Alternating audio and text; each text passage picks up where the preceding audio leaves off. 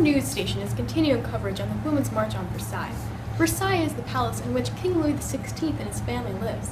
The royal family has been staying at this extravagant castle since 1682 when King Louis XIV moved in. Yesterday, on October 5th, 1789, thousands of Parisian women marched 12 miles to Versailles to protest the high costs and scarcity of bread in the city. The mob was able to ransack the city armory before marching to the Palace of Versailles. Tensions have been high between the royal family and the peasants throughout the year. Just 4 months earlier, on June 17, 1789, the Third Estate pledged that they would not rest until the Constitution is established in France. Later, on July 14, 1789, the state prison called the Bastille was stormed by the angry public. One of our reporters was on the scene yesterday talking to those involved with the protest.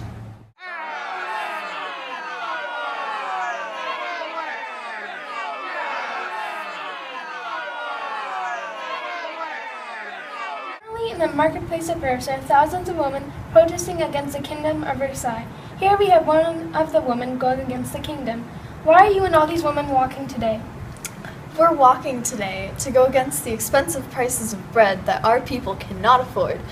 We'll show the royal family what really is going on outside of their castle, for they have no idea, nor do they care. And what exactly do you think of the royal family and their actions to help the kingdom? Rather than spending money where it's needed, Marie Antoinette chooses to spend all of the money on her fancy parties and feasts where only the rich are invited. They don't care that their people are out here starving. As long as they have their food, they're happy. Good luck and thank you. I'm here with the Queen Marie Antoinette. Mrs. Antoinette, what do you think of the problems and issues the people are facing in the Kingdom of France? What issues? Well, they're starving because there's no bread and you're not providing it to them. Let them eat cake! Well, you heard it here, folks. Thanks, Isra. King Louis and his family have been continuously threatened by the angry public. Marie Antoinette was nearly killed by the mob that broke into the palace. She was only able to escape by a secret passageway in her bedroom.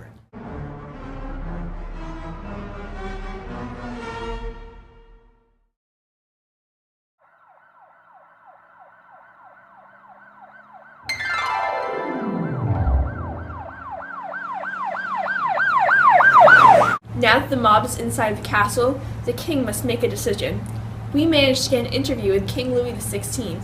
Let's see how that went. Today is October 6th of 1789, one day after the March on Versailles. The people are here waiting for the king to make a decision, and here ahead of me is the king himself. How are you feeling after these women have violently broken into Versailles and threatened your very lives? Me and my wife are awestruck and shooketh from all of this. These people show me no respect. I do not understand why they're complaining, for I thought everything was going fine. Although I don't agree with their violence, they have definitely proven the point that they need to be looked after. What are you planning to do after this huge outbreak against the kingdom? And do you think your actions will help the people? I have agreed to go back to France in order to see the conditions of my people. Hopefully from this, we can resolve any of France's problems and fix any unrest. Only time will tell with the people's actions, but I do hope that this has a positive impact on our country. Okay, thank you for your time, and we'll see how this goes. Alright, back to the studio. Clearly, there are many people upset by this ordeal. Today, on October 6th, King Louis officially left for Paris. The royal family will be living at the much less extravagant Royal Tuileries Palace, where he will be amongst his people. The question that everybody is asking is, what does this mean for the future of France? Well, for one, the royal family has finally begun to open its eyes to the problems that the people of France face. Now they cannot be shielded by their luxurious life at Versailles.